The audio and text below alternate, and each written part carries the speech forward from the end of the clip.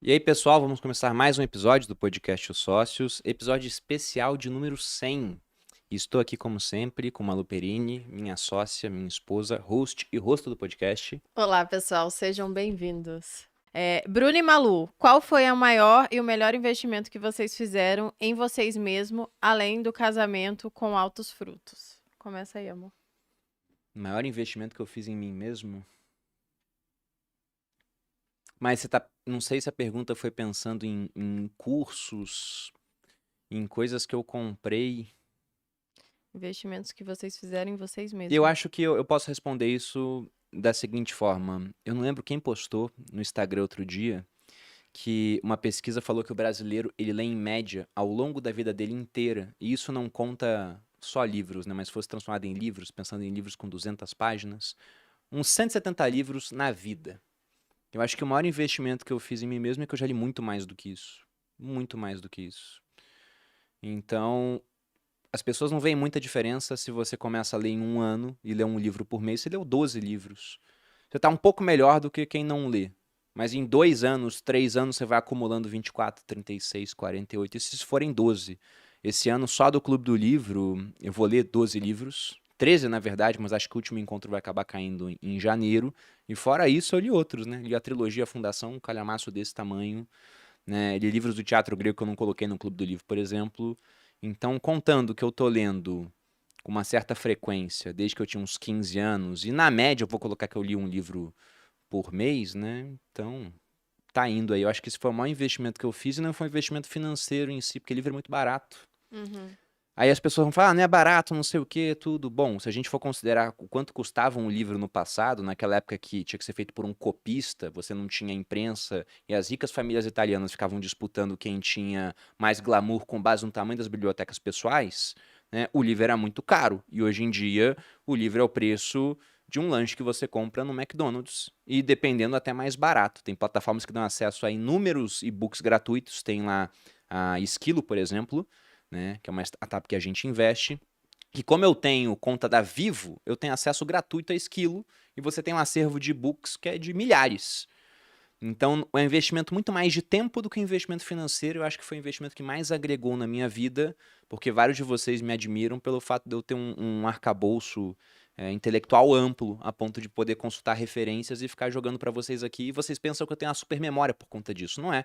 Eu esqueci a maior parte do que eu li. Só que como eu li muito e retive uma parte pequena de tudo que eu li, acaba que eu tenho muita referência para passar para vocês. Então, esse foi o investimento. Eu poderia falar muitos investimentos, eu acho, mas é uma escala, né? Vai acrescentando, são camadas de investimento que, por exemplo, um deles foi uma academia própria, mas até chegar à academia própria, tem outras tantas coisas que a gente investiu e que fizeram muita diferença e que, então, a academia faz sentido inserir no contexto. Então, acho que a primeira coisa que eu diria que eu investi que fez sentido foi, por exemplo, um planner, onde eu conseguia organizar a minha rotina e, a partir disso, ter uma rotina específica, o que fez com que eu conseguisse programar os meus hábitos, né? E exercê-los, fazer eles diariamente. Aí depois, por exemplo, foi um processo de coach que eu fiz lá atrás com a Debs, que me abriu os olhos para várias áreas da minha vida que eu não estava olhando. Aí depois, então, o que eu falei, são camadas, né? Aí depois, já com a rotina, já com várias áreas da minha vida aberta e com o estabelecimento de várias coisas, eu agora acrescentei a academia. Então agora a gente tem a facilidade de conseguir malhar em casa sem precisar gastar tempo de deslocamento, nem nada desse tipo, e sem dar desculpas. Aí também dos investimentos foi personal trainer. Desde lá do início, isso foi tipo há 10 anos já quase.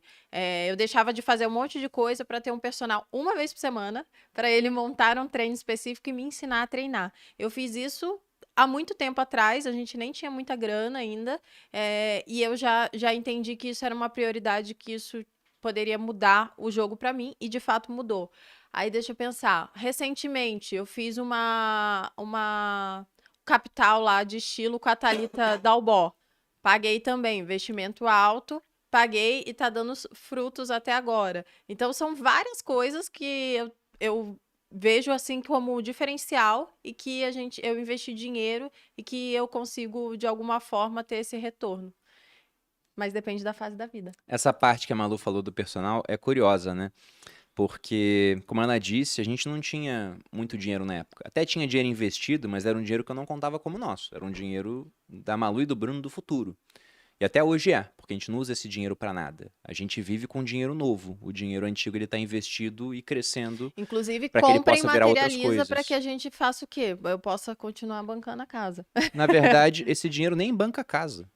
Não, a Nossos gente custos, eles é são, no baixo. geral, reduzidos. Mas essa parte lá de trás, né, a Malu era estudante ainda e não ganhava dinheiro. E eu era tenente do exército. Então o que a gente fazia era, olha, 30% do que a gente ganha, tratava como um dinheiro conjunto, é para investir. O restante a gente divide aqui para que a gente possa viver, ter algum lazer, consumir. E a Malu ela tinha um dinheiro dela para isso. E foi mudando ao longo do tempo, né, conforme eu ia ganhando mais pelo exército e ia sendo promovido, mas eram uns, vamos colocar aí que uns R$ 1.500 que sobrava para ela consumir. E a Malu nunca gastou esse dinheiro todo. E parte desse dinheiro ela gastava para pagar um personal. Sim.